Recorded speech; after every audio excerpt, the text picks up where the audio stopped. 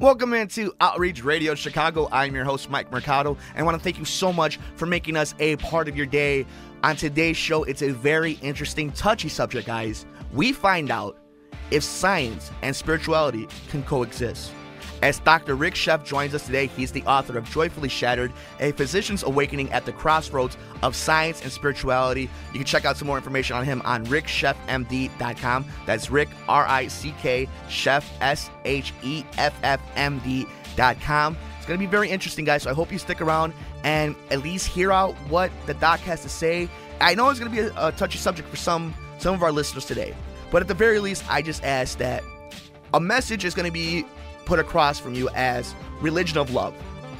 And I think it's something that you should at least listen to and, soak in and then make your own, judgment towards. And that's all we're here for, is to give you a resource and allow you to do your own research and make your own decisions. So Dr. Rick Sheff joins us in just a moment. You can follow us everywhere in the universe. We're on Twitter at mmercado2333. Like the show on Facebook at Outreach Radio Chicago. If you missed anything, just subscribe to us on YouTube at Mike Mercado 2333. And we're new to SoundCloud, guys, so please check us out. Just search Michael Mercado and you will see the show and past episodes of Outreach Radio Chicago. But Dr. Rick Sheff joins us next here on Outreach Radio Chicago.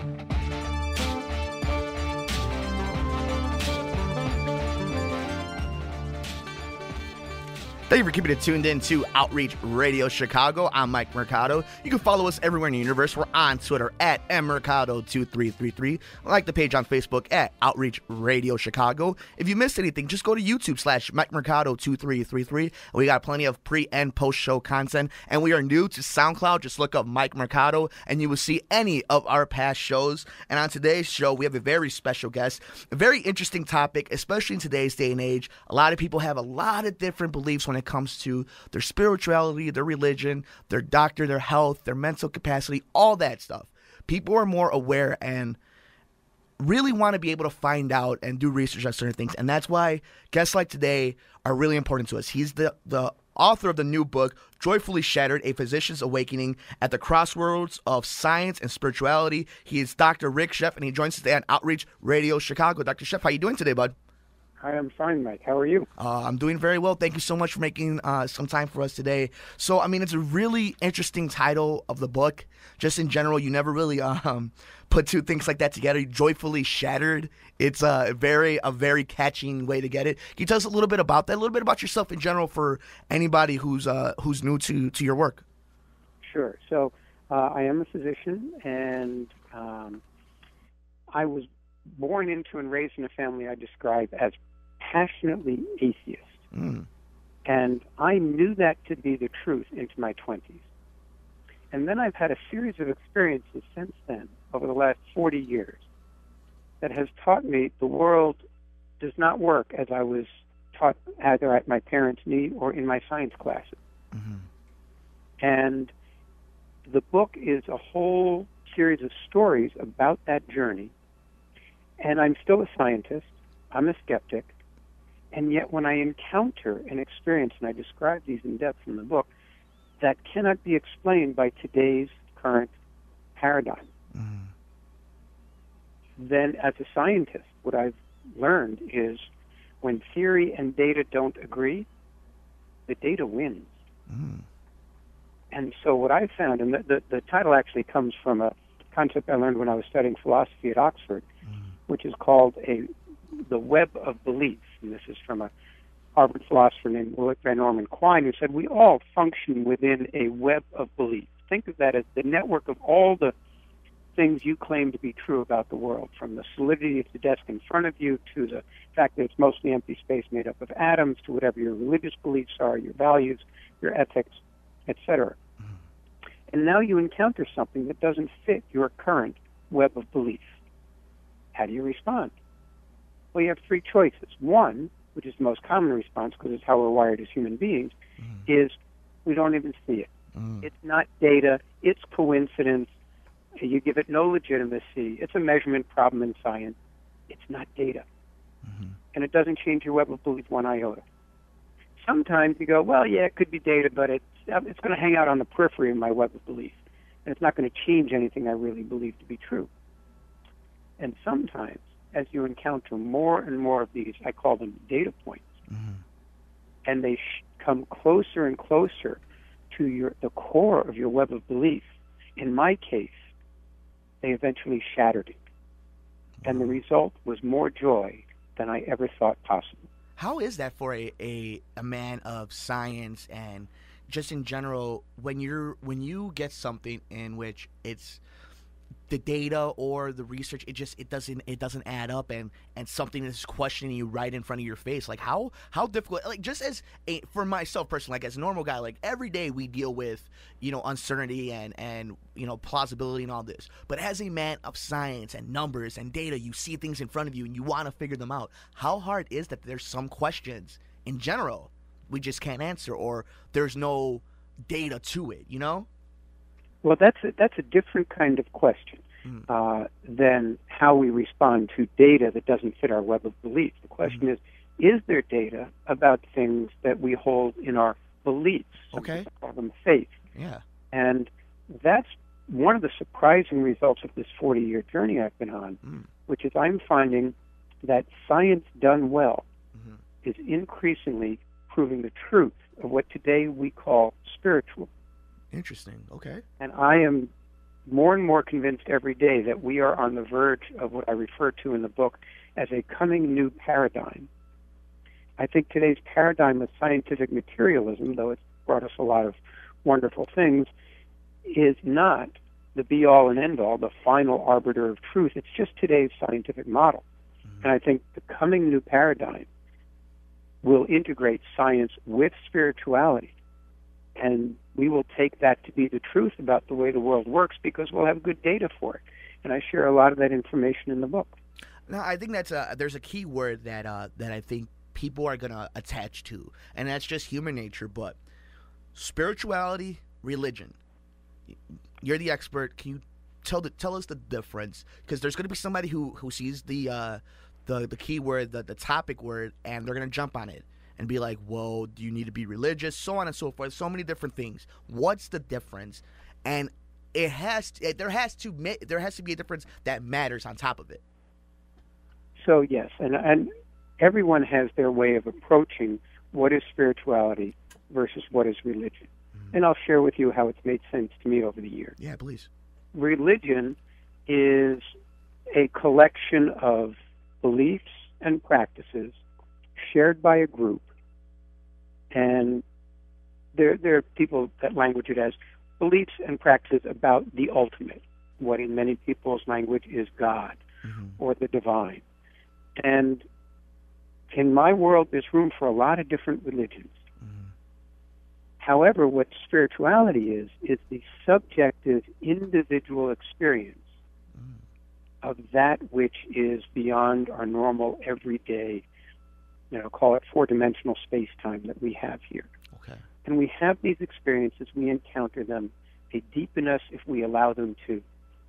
And they teach me, as a scientist, that there is some set of phenomena beyond this four-dimensional space-time we take as our day-to-day reality that meaningfully interacts with our four-dimensional space-time. And in fact, perhaps that's the deepest meaning we have. It's where our purpose of life comes from, our approach to loving others, our source of morality and ethics. And those can all be spiritual. Now, people may embed them in a particular set of religious beliefs and practices.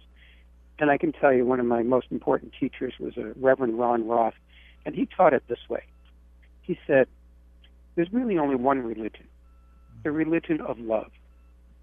And at their founding masters, every great world religious tradition was teaching the exact same messages.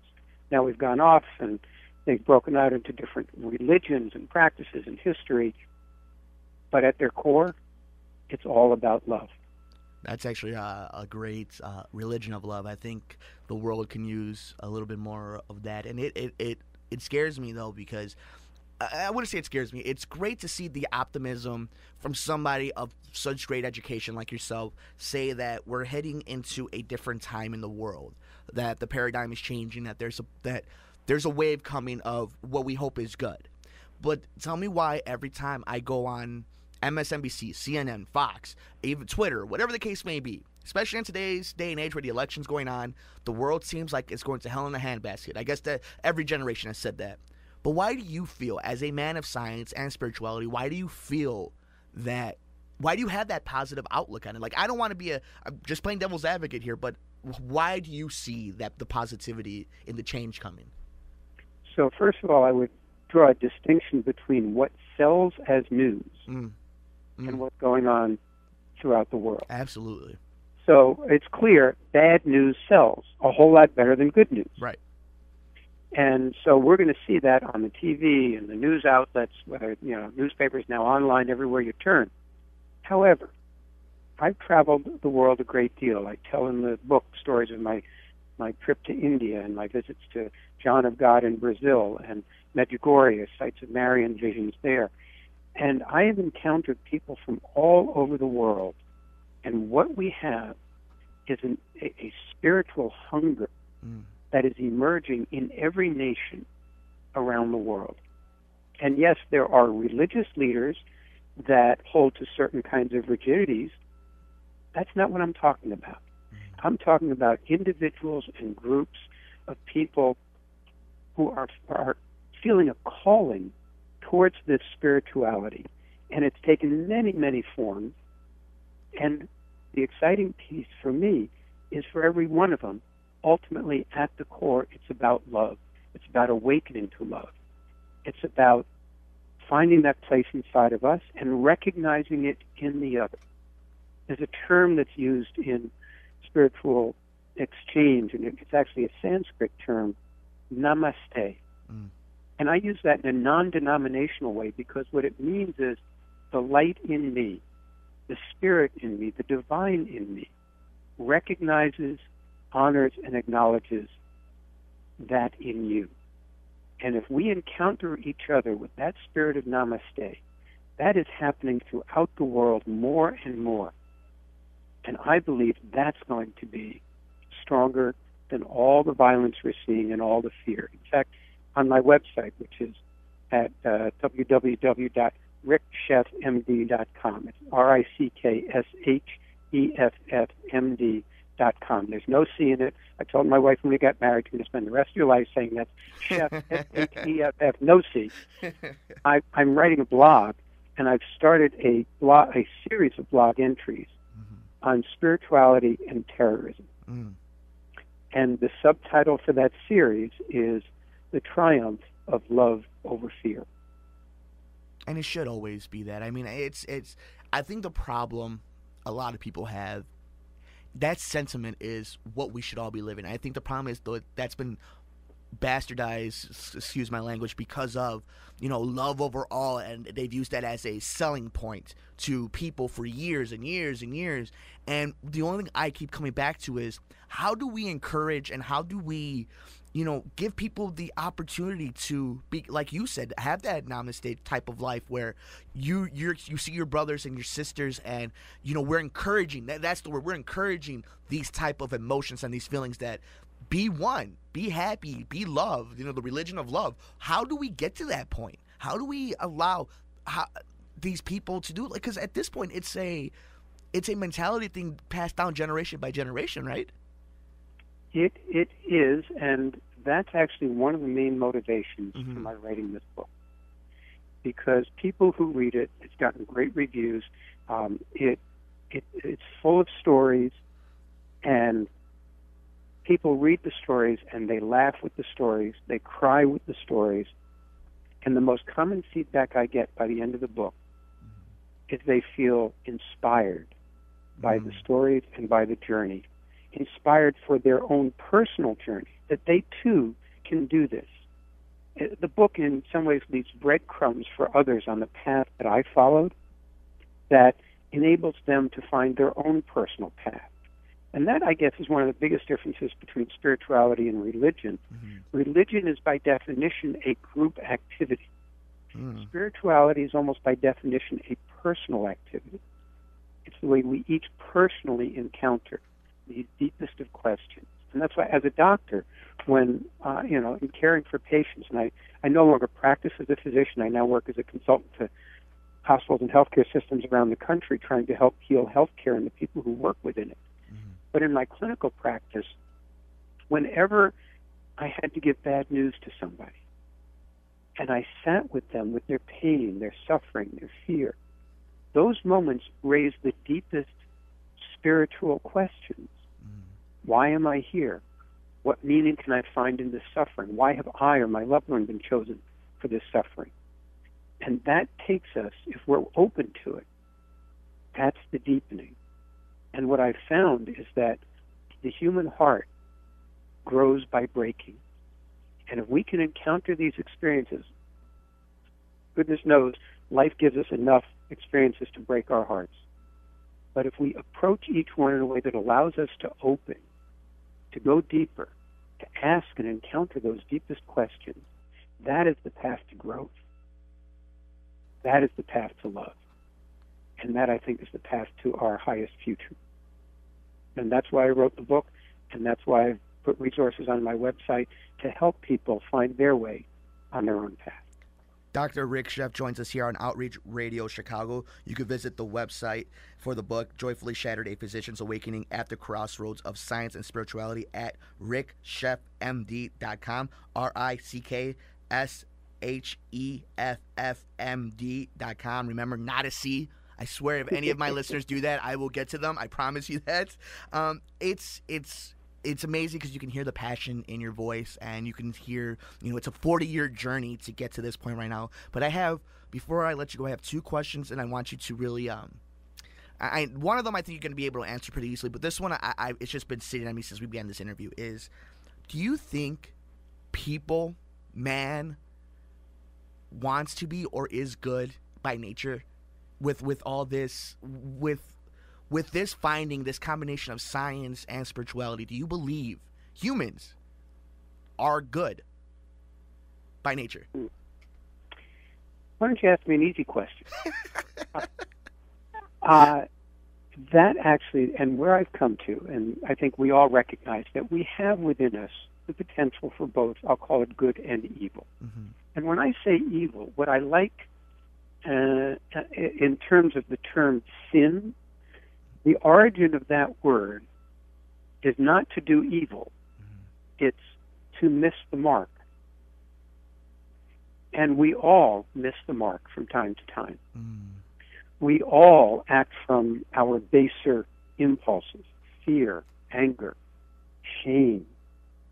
Part of this journey is about recognizing that is how we are wired genetically. We are wired genetically to have in-groups and out-groups, to be very sensitive to kinship. That's how we survived on the savannah, we think. So we have that as our tendency, but we also have within us the capacities for love, for altruism, to experience that which goes beyond the physical to the spiritual.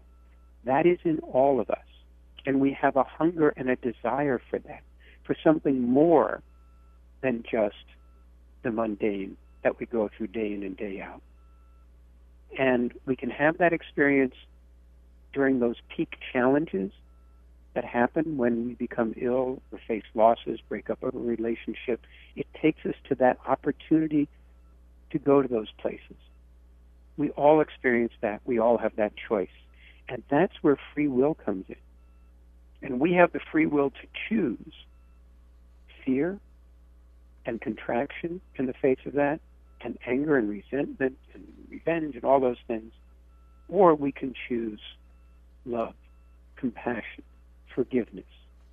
And actually in the book I talk about moments when I suffered things that made me want to strike back, revenge, the breakup of my marriage. And part of it is the story of my journey towards really understanding and experiencing and living forgiveness in a way I did not even know possible until I had experienced that. And that's part of what the book offers to others. It helps them on their journey to that.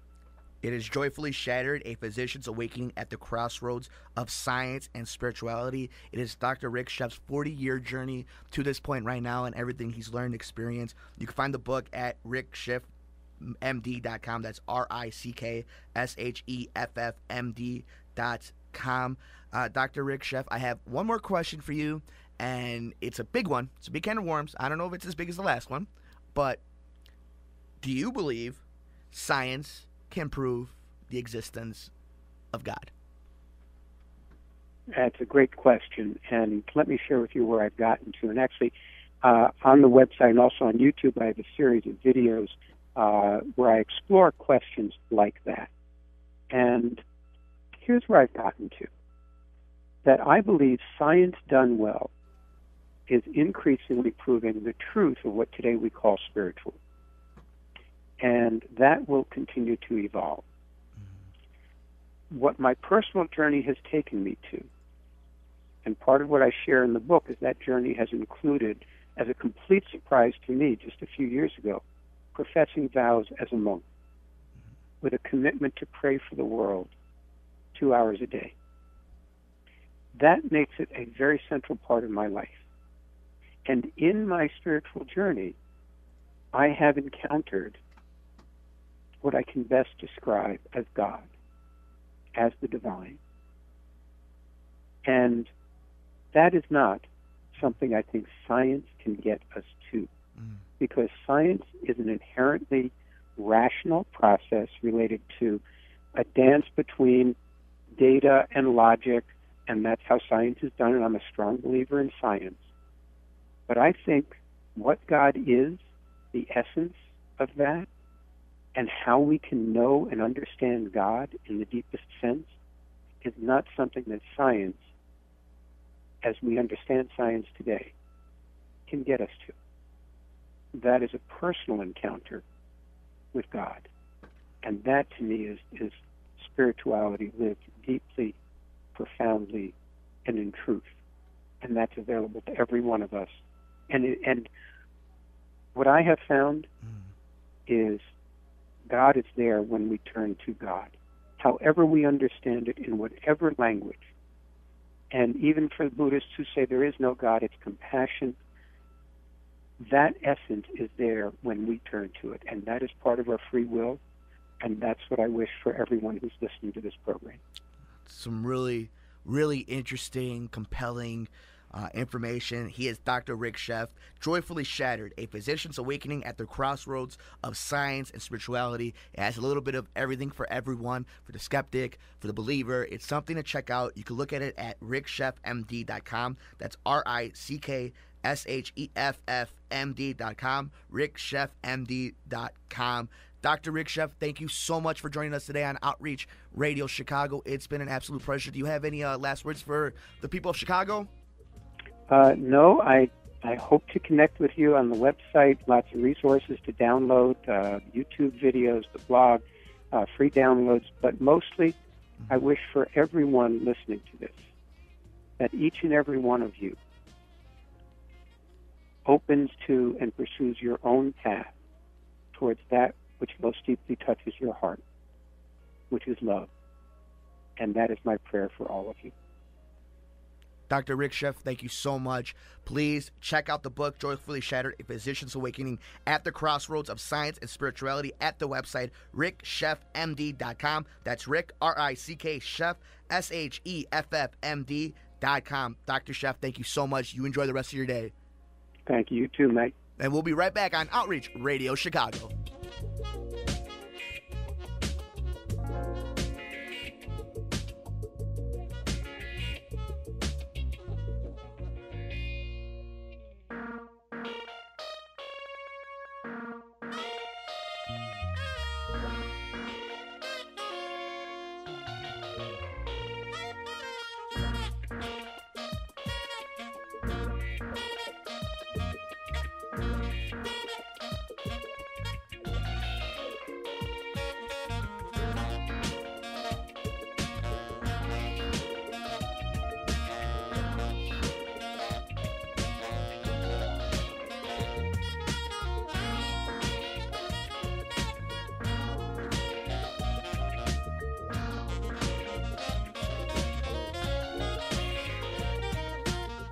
And that'll do it for us here on Outreach Radio Chicago. A big thank you to Dr. Rick Sheff. Don't forget to check out his book at www.ricksheffmd.com. That's Rick, R-I-C-K, Sheff, S-H-E-F-F-M-D.com. The book is Joyfully Shattered, A Physician's Awakening at the Crossroads of Science and Spirituality.